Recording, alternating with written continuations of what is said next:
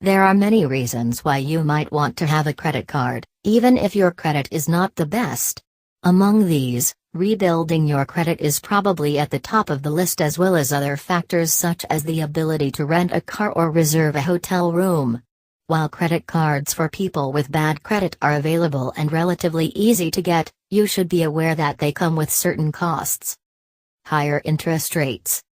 The interest rate you pay is partly determined by the level of risk you represent to the creditor. If your credit is poor, you represent a larger risk, and for this reason, the interest rate you pay will be higher. Most cards marketed to people with poor credit will have interest rates between 18.9 to 30%. Interest rates will really only hurt you if you allow yourself to run a balance every month. You can negate a high interest rate by always paying your bill in full at the end of every month. Getting into the habit of doing this will also help you to build good credit habits and keep you out of debt. Higher fees. The types of cards available to people with blemished credit often come with fees, and in some cases, the fees could be quite high.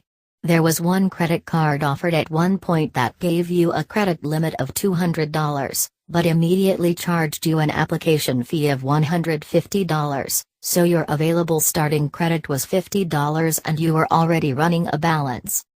Most credit card companies do not charge anywhere near this, and you can shop around to find the card with the lowest fees. At the minimum, there is usually an application fee and for some credit cards, an annual fee. A requirement to maintain a cash deposit in a savings account. The easiest type of credit card for people with bad credit to qualify for is known as a secured card.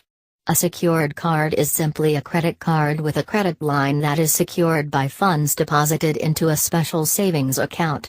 In order to obtain such a card, you must first deposit the required amount of funds, usually a credit line of a minimum amount like $200, $500 plus any fees such as the application fee and annual fee. Once the required deposit is made, your new card will be mailed to you and available to use. While credit cards for people with bad credit can be costly in the short term, they have long-term benefits that outweigh the costs.